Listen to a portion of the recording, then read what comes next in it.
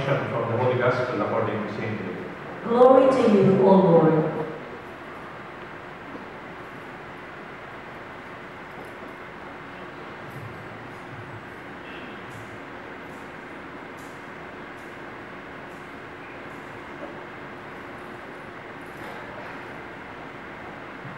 When some people were speaking about how the temple was adorned with costly stones and votive offerings, Jesus said, "All that you see here, the days will come when there will not be left a stone upon another stone that will not be thrown down." Then they asked him, "Teacher, when will this happen? And what sign will there be when all these things are about to happen?" Jesus answered, "See that you are not deceived. Many will come in my name saying, 'I am he,' and the time has come. Do not follow them. When you hear of wars and insurrections, do not be terrified, for such things must happen first, but it will not be immediately the end." Then he said to them, "Nation will rise against nation, and kingdom against kingdom. There will be powerful earthquakes, famines, and plagues from place to place, and awesome sights and mighty signs will come from the sky. Before all this will happen, however, they will seize and persecute you. They will hand you over to the synagogues and the prisons, and they will have you led before kings and governors because of my name. It will lead you giving testimony. Remember, you are not to prepare your defense beforehand, for I myself shall give you wisdom in speaking all that your adversaries will be powerless to resist or refute. You will even be handed over by parents, brothers, and friends, and they will put some of you to death. You will be hated all because of my name, but not a hair on your head will be destroyed. By your perseverance, you will secure your lives." My dear brothers and sisters, my dear friends, the good news of our salvation. Praise to you, Lord Jesus Christ. Father, the Son, and the Holy Spirit. Amen. Good evening po. Habang binabasa ko po ang Gospel, o habang nakikinig kayo sa Gospel, parang nagbabasa tayo ng diaryo, o nakikinig tayo sa balita. Pakinggan niyo po. There will be insurrections, parang sa buwak na. Do not be terrified when such things will happen. There will be powerful earthquakes, parang buhol. There will be famines and plagues, parang Isaias. There will be also sight and mighty signs from the sky, parang Yolanda, ang mga sunod-sunod na mga bagyo noon na nauna. All of this, my dear friends, are terrifying. They talk about destruction. Parang nakakatakot. Even Jesus himself is prophesying, bilib na bilib kayo sa templo natin sa Jerusalem. There will be a time that one stone will not be left on the top of another stone. It will be flattened. Ang magandang templo ito, darating ang panahon, walang bato may iwan sa itaas ng isang bato. You know, this prophecy of Jesus about the destruction of the temple of Jerusalem became true. It was realized. In 70 AD, the Roman Empire annihilated and totally destroyed the beautiful temple of Jerusalem. Pag pinag-usapan natin ito, parang sayang, parang nakakalungkot, parang nakaka-discourage. Sometimes, for some, may even give them a big experience of desperation and depression. Do you invest a lot to things that are being phased out? Marami po sa mga bagay na ngayon nape-phase out. Meron po akong kaibigan, mahilig sa mga teki-teki gamit. Teki-teki na camera, cellphone, computer, laptops, tablets. Ang gaganda ng gamit niya. Latest. Medyo mahal din siguro yun. Minsan po, nabalitaan niya pupunta ako sa abroad. Sabi niya, Father Leo, nabalitaan ko pupunta ng abroad. Pwede kong padala yung camera ko. Oo, medyo nervous po ako. Uy, papahiramin yata ako ng camera kasi ang gaganda ng camera niya. Latest, magaganda, professional cameras. Sabi ko, oo, pupunta ako sa ganitong bansa. O sige, Father, papadala ko yung camera ko kasi nasira. Pwede kong pa-repair doon. Kasi walang spare parts dito. Alam ko doon sa bansang pupuntahan mo kasi gawa doon, may spare parts doon at original sigurado. Napasubo lang po ako. Hindi na ako makahindi. Ang laki-laki ng camera niya, yung casing pa lang. Kalahati na ng handbag ko. Dinala ko sa ibang bansa. Nung tapos na po yung obligasyon ko, may few days pa ako. Nagpatulong ako doon sa kaibigan kong pare. Dinala namin doon sa repair shop. At nung dinala ko sa repair shop, pinakita ko yung camera. In-explain ko na may sira siya, at hindi walang spare parts. Ini-interpret pa ng kasama kong hapon na pare. Sabi po nung in charge doon sa repair shop ng magandang camera. Bakit siya? No more. Tapos sabi ko, no, I will pay the repair, I will pay the spare parts. No more. Sabi, iniwanan kami. Tapos sabi ng kasama kong pare, Father Leo, he means no more. They are not making that here. That's already obsolete. Napahiya ko ako. Feeling ko yung camera pinapadala sa akin, latest dito sa Pilipinas. Doon sa bansa pa nila, phased out na. Gusto ko nang iwanan sa Japan. Ang bigat-bigat. Sama-sama ng loob ko. Ang laki-laki. Phased out na. No more. Alam niyo po, maraming mga bagay na ganyan, di ba?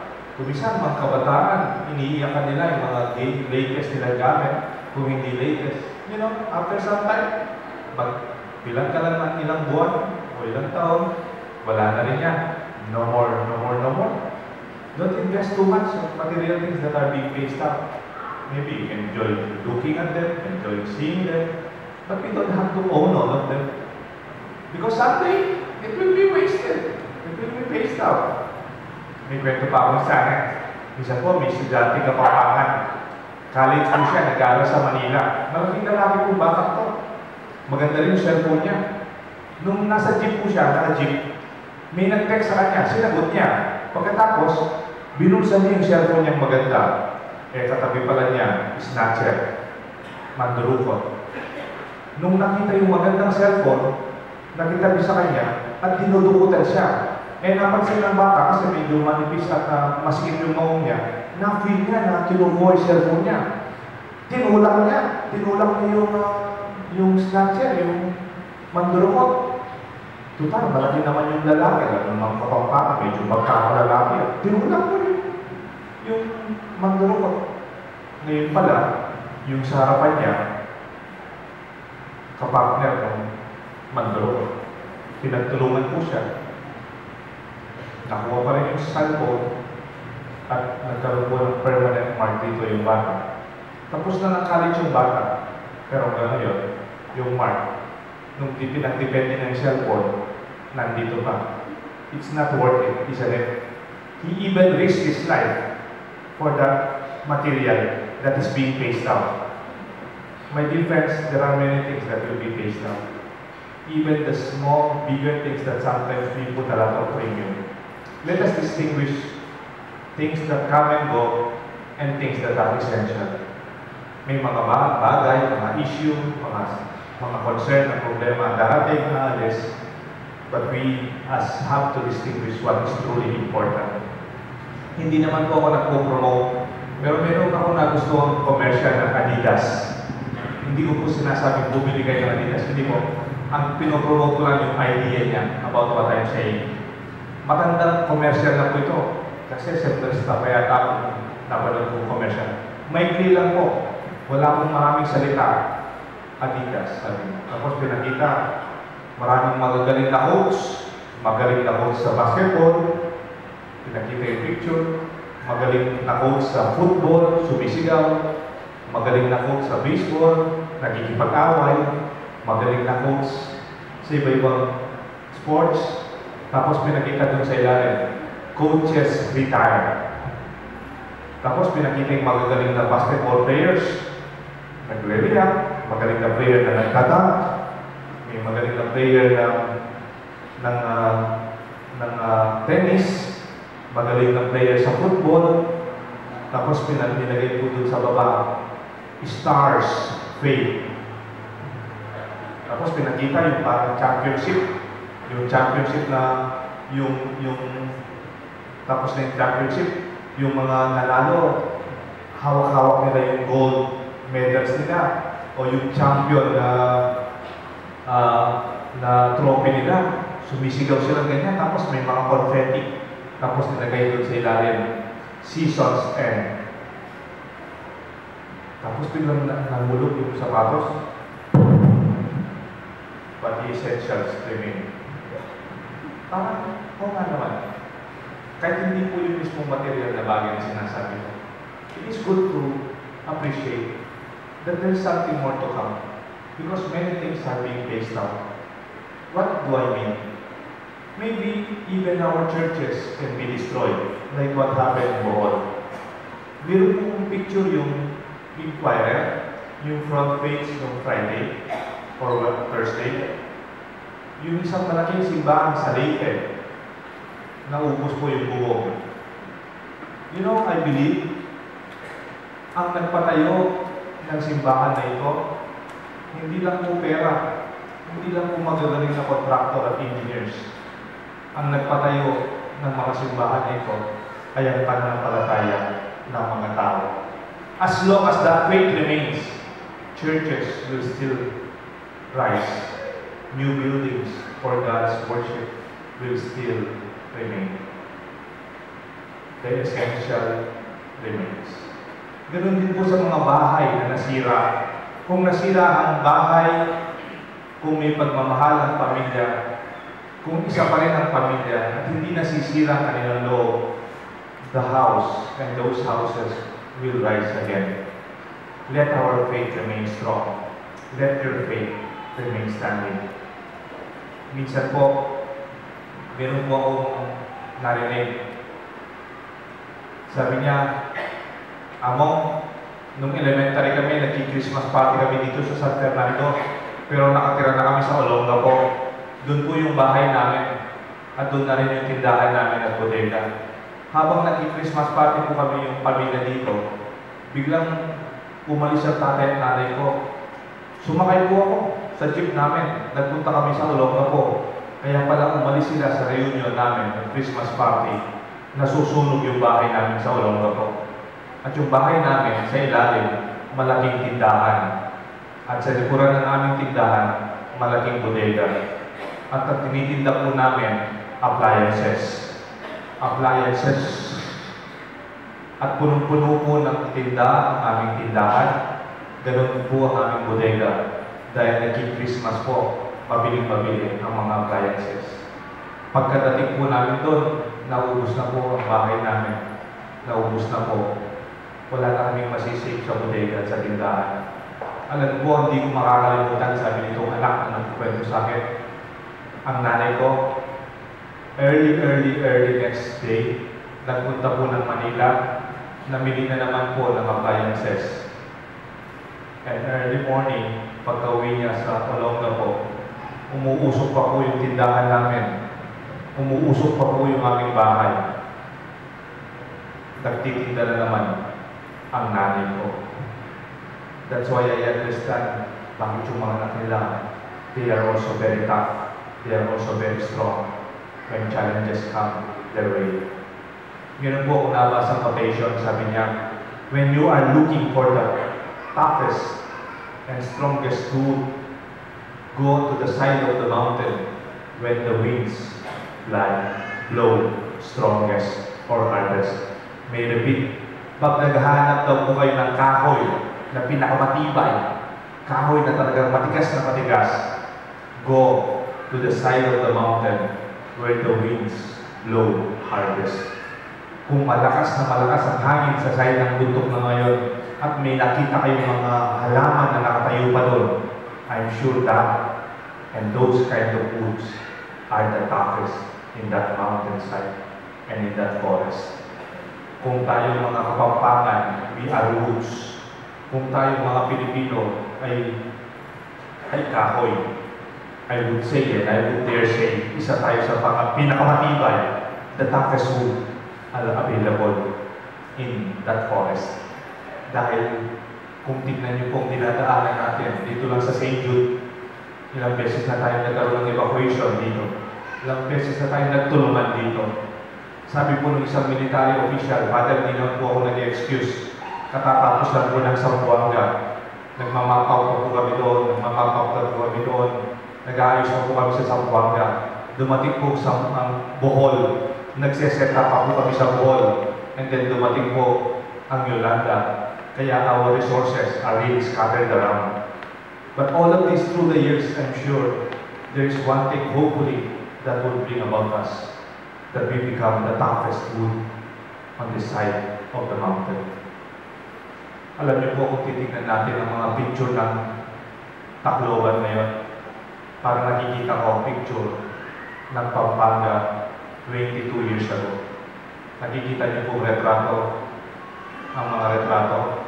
Kung minsan hindi mo alam, alin ang Pampanga, alin po ang Tacloban, alin po yung Pampanga, alin po yung Visayas. Kung tignan niyo po ang nasirang mga bahay natin at nasirang Tacloban, ang nasirang mga simbahan at nasirang mga lugar natin. Hindi lang po tubig ang dumating dito. Hindi lang po bagyo ang dumating dito. Hindi lang po malakas na hangin at malakas na ulan. Lahat, asphalt, naiwan, hindi umalis yung lahat. Tinambakan, ang simbahan nasira dito, ang simbahan na nasira dito. Ang ating naging karanasan na malalakas na unos, hindi lang po isang araw na dumaan na malakas na bagyo. Ang mga nasira ay hindi lang isang taon, hindi lang 1991 ng eruption, asphalt noong 1991, 92, 93, 94, 95. Noong 1991, tumulong ang Bacolor sa pag-rehabilitate ng Florida Blanca. Nag-assist yung Bacolor sa Cora, sa Mabalacat noong 1994-95. At parts of San Fernando naman ang lalahad. And our experience, if I may say, this experience of evacuation center, ang tawag natin, hindi evacuation center, tent city, ang ating karanasan ng relief goods. Lumaki po ako sa pagkapari ko noong early 90s. Nagdadrive po ako ng truck, nagbubuhat ng mga bigas, nagre-repack. Hindi po ako maraming nabinyagan nun, kahit di ko na ako dahil mas madalas po ako sa relief, sa evacuation center, sa mga backhouses, hanggang nakarating tayo sa mga resettlement. Ito pong picture sa ibaba, sa alam ko, picture yan ng chapel sa Tinahero, dun sa lugar ng Datsu. Naglalahar na, nilulubog pa sila. Nagmimisa po ako nun, nakababad yung pa ako sa lahat, at saka sa baha. Magkakasama-sama na po. And I would say, I'm not afraid for the people of Tacloban. I'm not worried about the people of Visayas as long as their faith remains. We have a good message, a good news to proclaim for our brothers and sisters in Visayas. And for those who are here, almost wanting to give up, as long as your faith remains strong, the essential remains. And I would like to end with a movie I watched. Meron po isang sine noong 2005, ang title po, The Kingdom of Heaven. Ang bida po dito, si Orlando Bloom. At ang kanyang kwento ay isang napakagandang kaharian. Nasa taas ng bundok na pinagnanasaan ng days coveted by so many kings. Gustong-gusto nilang maangkin ang kanilang kaharian kasi magandang-maganda ang kanilang mga palasyo. They have very high level of civilization, our sense of religiosity, the sophistication of their lifestyle.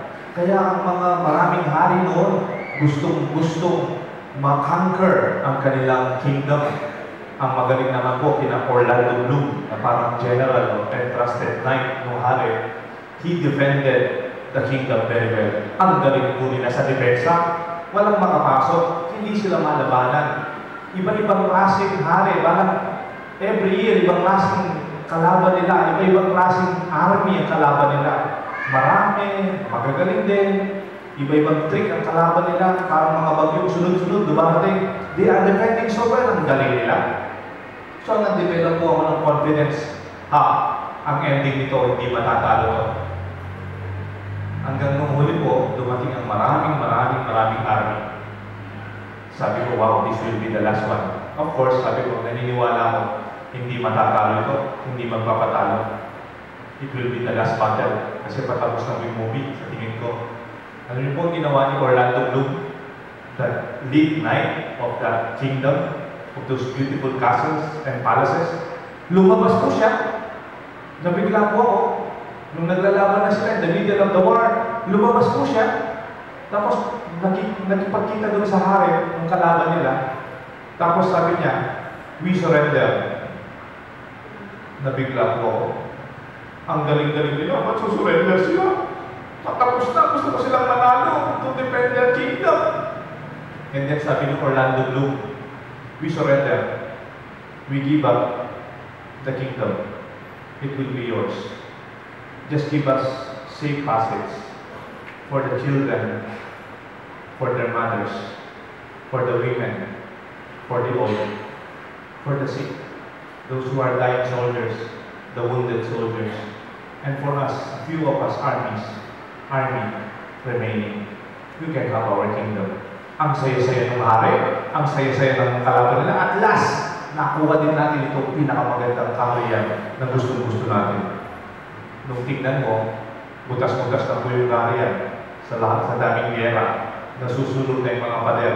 And then, pinadaan na po sila. At alam po, anong nakakapagtaka doon sa scene yun? Sumuko sila, ginibak nila yung kanilang palasyo. Nung dumaan sila, pinapadaan sila, nakasmile sila ng malalim na smile. Alam mo yung malalim na smile? Ito pong smile na nakaganyan ka, pero ito gusto nga, darag-darag yan. Ito yung smile na parang hindi sila nakasmile, pero you know they are happy. And they are not defeated. That they are not sad. And you know, at the last part of the movie, sabi, you can have our kingdom. That is the kingdom of the stones, the mortars, the burning walls.